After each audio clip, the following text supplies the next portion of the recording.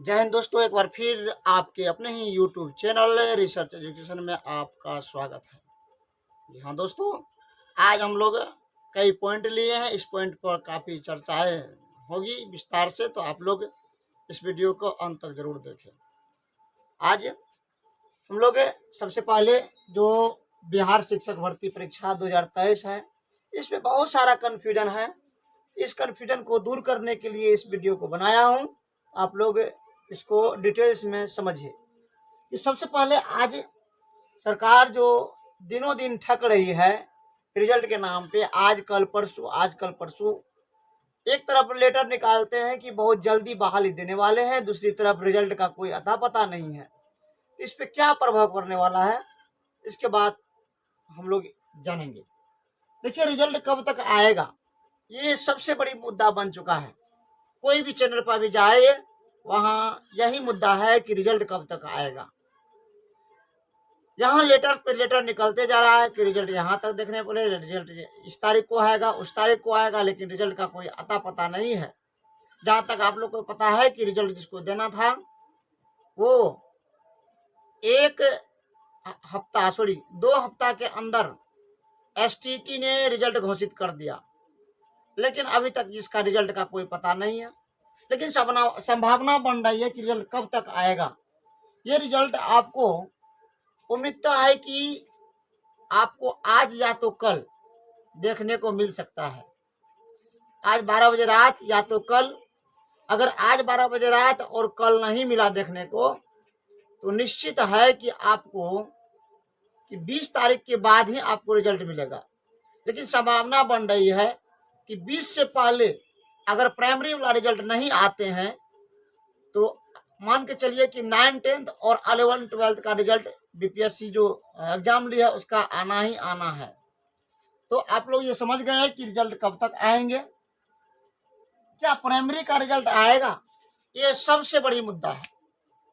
Primary के result में आपको भी पता है कि पेच फंसा हुआ है। जहां तक अगर यदि सरकार चाहे कि प्राइमरी का रिजल्ट केवल डीएलएड वालों को दिया जाए, तो ये सरकार दे सकती है, लेकिन उस रिजल्ट पर किसी भी प्रकार का इफेक्ट न आए।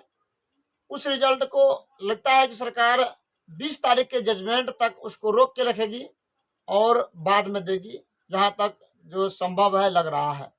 चलिए आगे बात करते हैं कि शिक्षा विभाग बड़ा लेटर जारी किया है।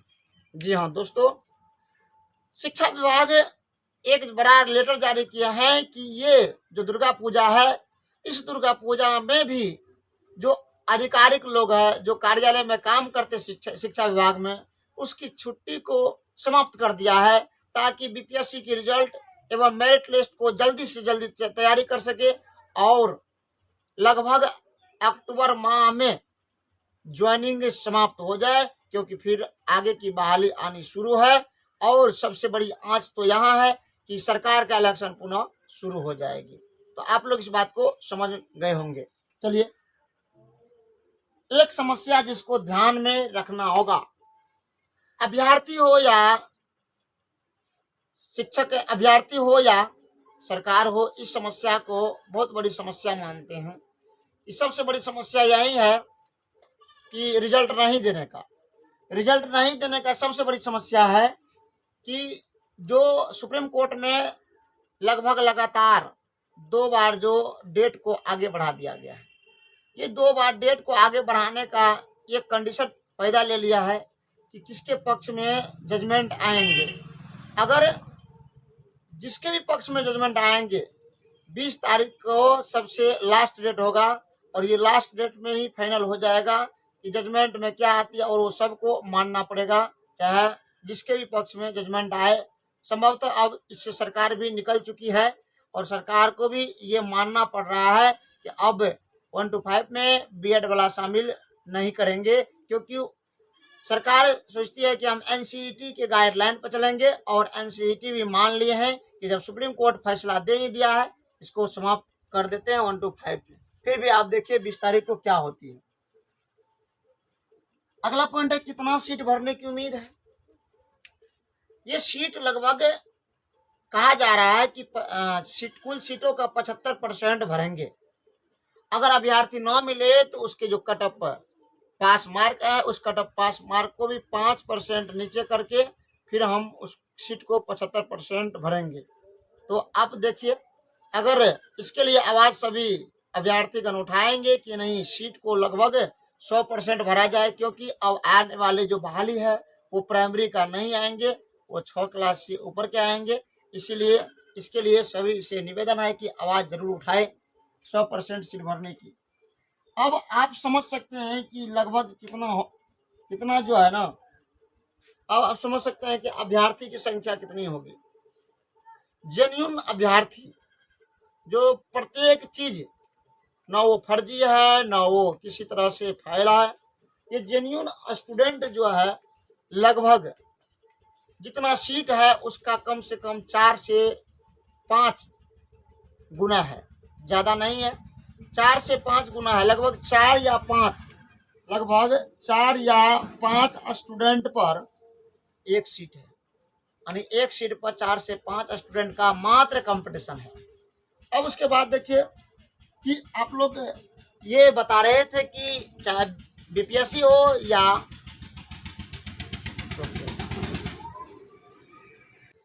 जो रिलैक्सेशन की बात चल रही है, वो रिलैक्सेशन आपको चाहे वो सीटीटी हो या बीपीएससी हो, ये सीटीटी में तो पहले ही 5% का रिलैक्सेशन मिल चुका था जो जनरल से नीचे थे, जैसे ओबीसी, एससी, एसटी, जो कि कुल का 60% लेते हैं, लेकिन आपको 55% पहले ही दिया गया है। तो अब उससे नीचे रिलैक्सेशन नहीं मिलेगी सीटीटी में, खास करके बीपीएससी में जितना क्राइटेरिया है उससे 5% नीचे लेने की बात चल रही है। अगर अभ्यर्थी ना मिले तो लेंगे, लेकिन वो जनरल अभ्यर्थियों के लिए नहीं होगा, क्योंकि जनरल में ऑलरेडी बहुत सारे अभ्यर्थी है। जनरल के बाद जो आते हैं रिजर्व कैटेगरी का, उसमें 5% सीट 5% रिलैक्सेशन मिलने की बात चल रही है। आगे हम लोग की सबसे बात करेंगे कि जो अभ्यर्थी है, जब फॉर्म भरे थे लगभग 8.5 लाख स्टूडेंट, तो फिर किस प्रकार से आप लोग ये हम बताए कि एक सीट पर 4 से 5 अभ्यर्थी ही फाइट करेंगे, सबसे बड़ी मुद्दा है। देखिए इसमें समस्या है, बहुत सारी समस्या है जो आप समझ सकते हैं। पहली समस्या है कि सीटीटी पास आउट अभ्यर्थियों की संख्या, सीटीटी पास अभ्यर्थियों की संख्या, बहुत सारे ऐसे अभ्यर्थी हैं जो सीटेट पास नहीं कर रहे हैं, बहुत सारे ऐसे अभ्यर्थी हैं जो सीटेट पास नहीं कर रहे हैं, और अगर सीटेट पास भी करते हैं तो उसमें फर्जी है और इसमें जहां तक आपको पता है कि बीपीएससी के चेयरमैन ने बताया है कि हम लोग बायोमेट्रिक के माध्यम से लेंगे और इसमें किसी प्रकार की फर्जी नहीं करेंगे। अब आगे है दूसरा कंडीशन कि उसमें भी अपियरिंग सीटेट जो पास है, उसमें भी अपियरिंग में जो सीटेट दिए हैं उसमें बहुत सारे अभ्यर्थी अब की बार पास नहीं हुए, तो उसमें भी ये छट जाएंगे और इसमें भी ये छाटेंगे। और ऐसे भी अभ्यर्थी है जो सीटेट तो पास कर गए अपियरिंग वाला, लेकिन बीपीएससी फाइल कर रहे हैं, उससे भी अभ्यर्थी छटेंगे।